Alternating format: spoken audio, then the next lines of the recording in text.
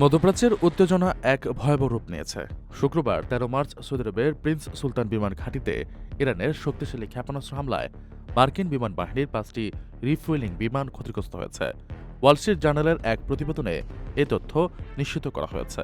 প্রতিবেদন অনুযায়ী রানওয়ে হ্যাঙ্গারে থাকা বিমানগুলো হামলার শিকার হলেও সেগুলো পুরোপুরি ধ্বংস হয়নি। বর্তমানে মেরামতের কাজ চলছে, তবে এই ঘটনায় কোনো মার্কিন সেনা বা বেসামরিক নাগরিক হতাহতের খবর পাওয়া যায়নি।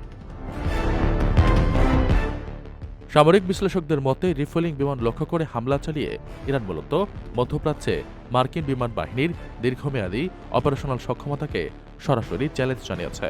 গত ২৮ ফেব্রুয়ারি ইরান জুড়ে যুক্তরাষ্ট্র ইসরায়েলের যৌথ হামলায় প্রায় ১৩০০ ইরানি নাগরিক নিহতের ঘটনায় তেহরান এখন সর্বাত্মক যুদ্ধের কৌশল নিয়েছে। সে হামলার প্রতিশোধ নিতে ইরান বর্তমানে মধ্যপ্রাচ্যে অবস্থিত মার্কিন ও ইসরায়েলি স্থাপনাগুলোকে লক্ষ্যবস্তু করছে।